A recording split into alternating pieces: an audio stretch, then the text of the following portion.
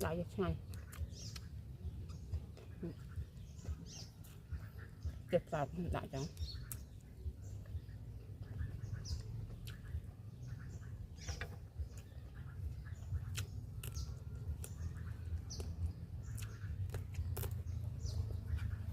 được rồi.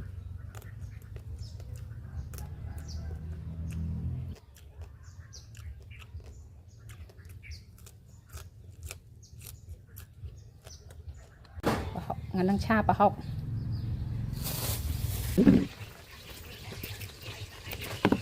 cái mà tê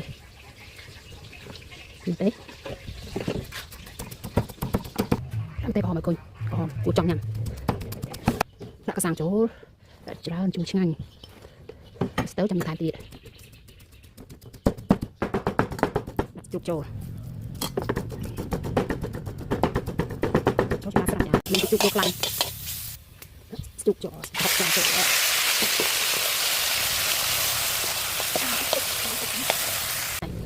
em nói đã tê không một vì ai ngay mà bọc ôn xa hỏng chạm không rủi ro đây mà dám học chết giết tức hơi học chạm lại một bài học chạm sáng lại cho ngay tiếp vào lại cho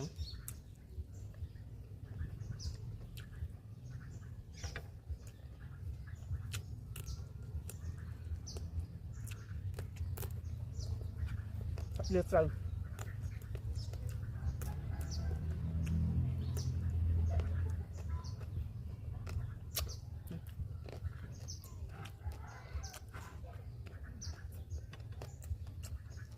Quần đông này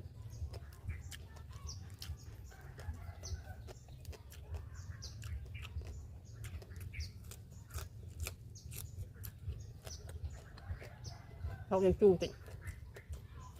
phần tạo sang làm chất tích hơn hả chú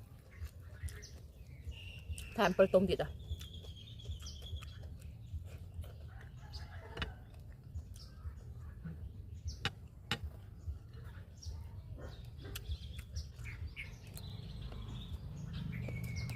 đợi con ăn ta lai làm bán tinh kia đi ăn con ăn nữa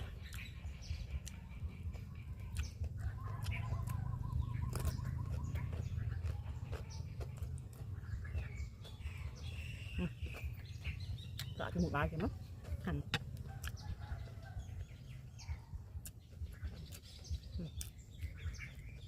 nhưng chỉ chất báo qua đây nhặt từ thật tục mọc không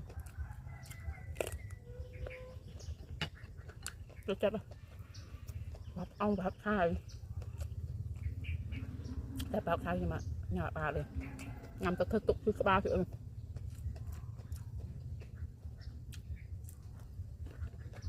nhằm ăn thịt mũi vào mặt này nó sẽ là hấp khai hấp ăn ở nhà bàn anh là choáng lắm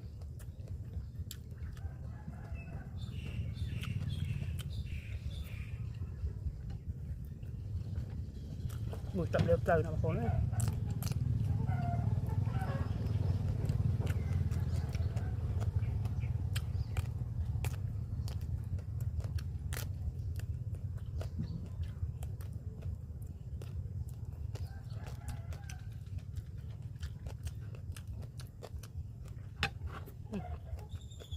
bãi tròn tơ nè học chụp prai ăn prai na mồm em đặt từng tay thành buồn về tay liền mắt bên cạnh cô nữa là rồi bắt mày nó bà tay học là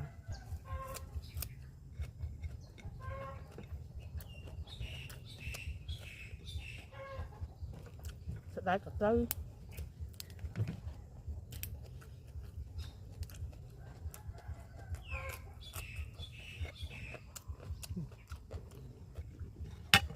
bao nhiêu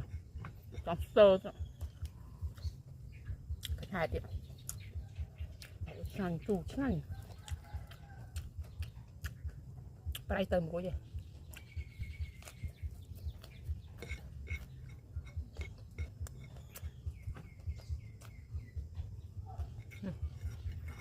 Lúc đó là từ.